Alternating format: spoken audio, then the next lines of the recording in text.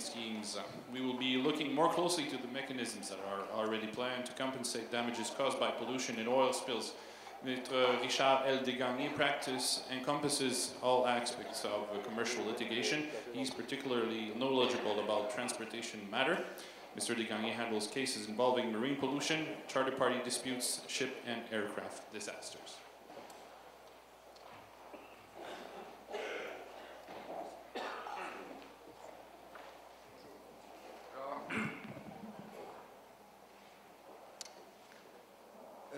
Je vais vous parler des régimes compensatoires en matière de pollution résultant des activités extra-côtières. Dont je vous parlerai, ce sera d'abord, vous situerez la problématique en fonction des conflits de juridiction qui existent. Je vous donnerai ensuite l'exemple de l'accord Canada-Terre-Neuve, puisque nous n'avons pas encore d'accord entre le Québec. Nous venons d'avoir un accord avec le Québec, mais qui n'est pas encore mis en œuvre. On regardera par la suite le cadre législatif propre à la province de Terre-Neuve, l'Office Canada-Terre-Neuve et son rôle dans le cadre du régime, de l'application des dispositions du régime d'indemnisation, ainsi que les programmes de compensation prévus par l'industrie dans le cas de dommages causés à l'industrie des pêcheries. Et finalement, on regardera la question des dommages purement économiques et on situera après ça le tout en regardant à nouveau l'accord Canada-Québec. Donc,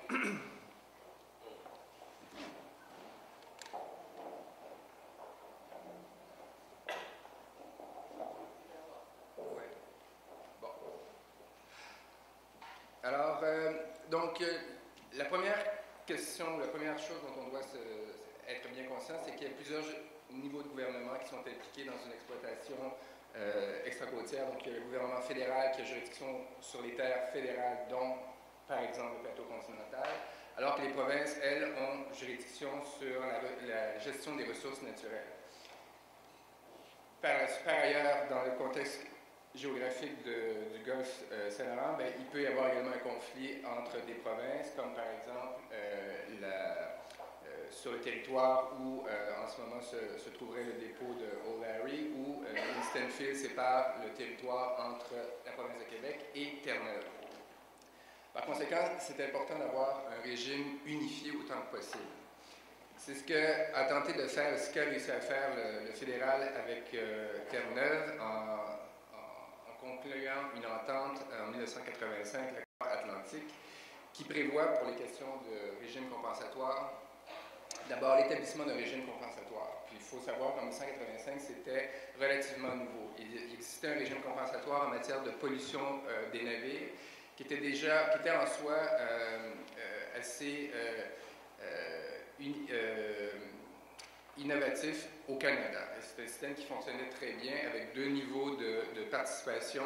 C'est un régime strictement financé par l'industrie privée. Alors, vous avez les armateurs d'un côté qui fournissaient une portion des fonds et l'industrie pétrolière qui importait les produits, les hydrocarbures par navire, qui contribuait pour une deuxième couche de fonds disponibles.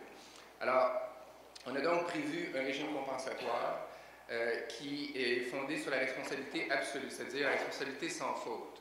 Dès qu'il y a un déversement, l'opérateur se trouve à être responsable des dommages qui sont causés. On a également prévu un mécanisme pour s'assurer de la responsabilité financière des opérateurs.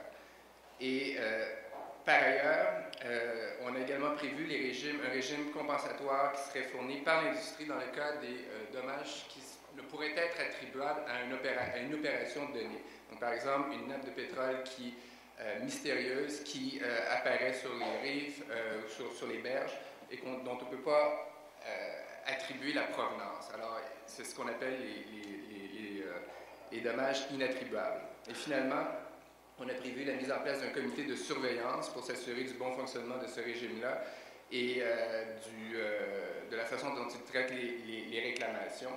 Et donc, ça, c'est l'autre aspect particulier du régime prévu par l'accord Canada-Terre-Neuve. Alors, comment, dans les faits, ça a été mis en en œuvre, mais il y a une loi qui s'appelle la loi de mise en œuvre de l'accord atlantique. Il y a une loi semblable, il y a un accord semblable, il y a une loi semblable en Nouvelle-Écosse. Et là, au Québec, pour l'instant, on a un accord, mais on n'a pas encore de loi de mise en œuvre. Alors, cette loi-là, qu'est-ce qu'elle prévoit ou qu'est-ce qu'elle vise? C'est d'abord les pertes ou dommages réels qui sont subis. Et ça, ce que ça inclut, ce sont les pertes de revenus, y compris le revenu futur.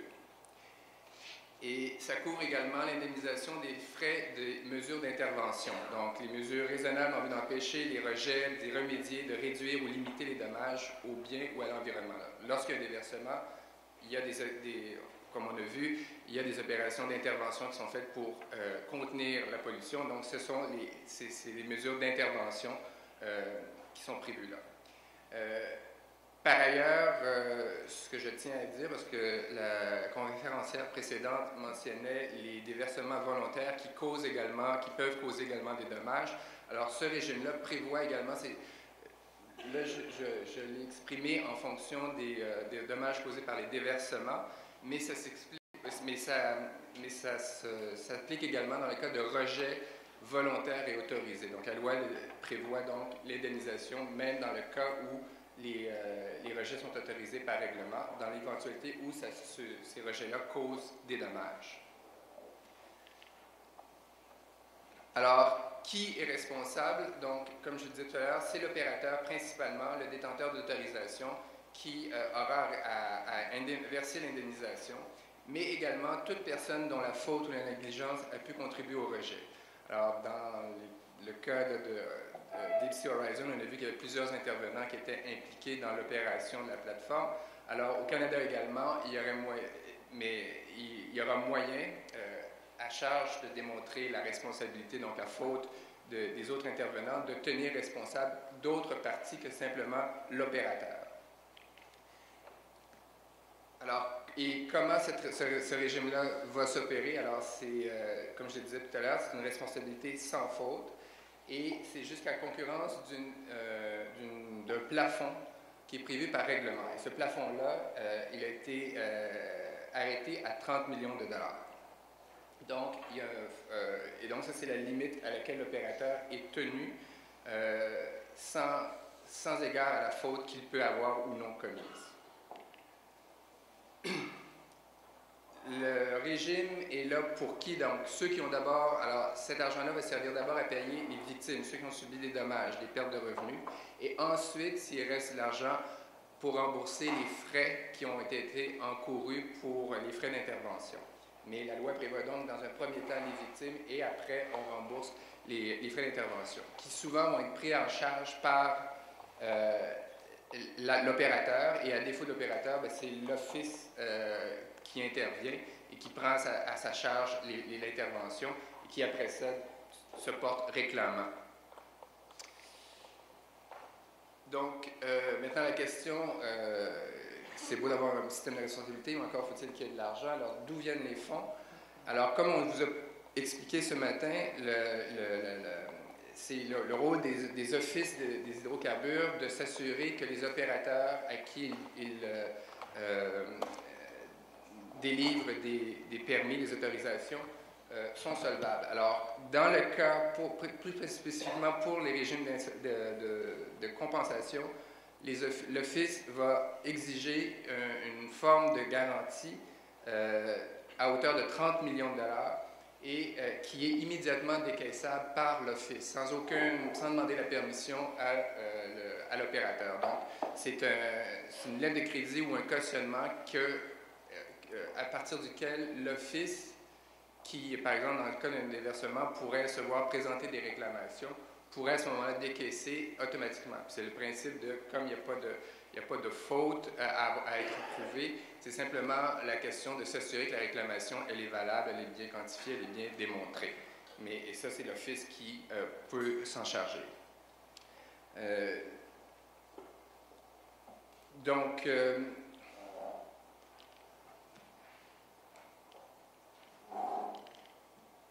alors, maintenant, l'autre aspect qui est aussi important de cet accord atlantique et qu'on retrouve dans la loi de mise en œuvre, c'est un comité de surveillance. comité conjoint composé des représentants des différents paliers de gouvernement, de l'industrie pétrolière, quand je dis pétrolière, c'est pétrolière gazière, et aussi des pêches, chargés de contrôler le fonctionnement du régime et aussi de voir au traitement diligent et approprié des réclamations qui sont présentées. Maintenant, il y a une question qui se pose. Est-ce qu'on peut, je vous ai dit tout à l'heure, la limite est de 30 millions. Alors, la question, est-ce que, puis on peut voir par exemple dans le cas de Deep Sea Horizon que les dommages peuvent dépasser ces 30 millions-là. Donc, la question, c'est est-ce qu'on peut passer outre la limite? Alors, la loi de mise en œuvre est silencieuse là-dessus. On peut penser que, comme à peu près dans tous les autres, dans tous les autres contextes d'application, une limitation ne tient pas lorsque la partie qui en réclame le bénéfice a commis une faute intentionnelle ou s'est comportée de manière grossière. Alors, donc ça, on peut avec assez d'assurance affirmer que si on avait un cas de négligence grossière ou de faute intentionnelle, l'opérateur ne pourrait pas à ce moment-là bénéficier de la limitation.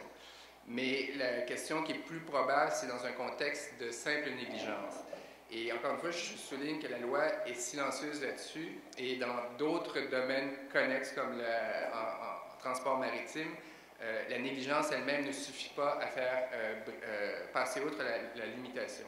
Par contre, dans le contexte de l'exploitation ou le forage extra-côtier, les offices de Nouvelle-Écosse et de Terre-Neuve ont pris la position qu'on pouvait briser la limite en moyennant la preuve d'une négligence commise par l'opérateur. Et ils ne font pas juste prendre la position, ils ont pris les moyens pour, on va le voir tout à l'heure, pour faire respecter ou en fait mettre un peu s'assurer qu'il y a des fonds nécessaires pour répondre à une éventuelle condamnation de l'opérateur qui serait supérieure à 30 millions. Donc, le mécanisme est en place, l'argent est là. La seule question qui manque, c'est que ça n'a pas été testé parce que, fort heureusement, il n'y a pas eu encore de déversement important. Mais la question demeure quand même légitime à se poser, compte tenu, encore une fois, puis le problème, ce n'est pas la position de l'industrie ou de l'Office, c'est simplement le silence de la loi qui n'aide pas, dans ce cas-ci, à prévoir qu'est-ce qui va arriver si jamais un jour, on est dans un cas où il y a plus de 30 millions de dollars de dommages. Alors, si on se déplace maintenant, quand on est dans un cas où il y aurait un déversement, les victimes ont un choix entre présenter les réclamations auprès de l'opérateur, ou encore auprès de l'Office, ou encore d'intenter une action en justice. L'Office va encourager les réclamants à diriger leurs réclamations auprès des opérateurs et les opérateurs eux-mêmes se disent ouverts à traiter de manière volontaire le traitement des réclamations. Et si on se fie à ce qui se passe, par exemple, dans le domaine maritime, c'est souvent ce qui arrive. Les armateurs, avec leurs assureurs, traitent eux-mêmes et avec diligence les réclamations, toujours sous la surveillance là, de l'Office qui peut intervenir s'il y a des délais ou s'il y a des problèmes. Mais encore une fois, ce n'est pas obligatoire, c'est le réclamant qui choisit sa voie. Il peut tout simplement passer directement auprès de l'Office et encore une fois, vous présentez votre réclamation, vous faites votre réclamation, si elle est acceptée, et dans la mesure où on est dans l'intérieur du 30 millions, l'Office pourra lui-même décaisser l'argent à partir de la garantie que l'opérateur lui a laissée.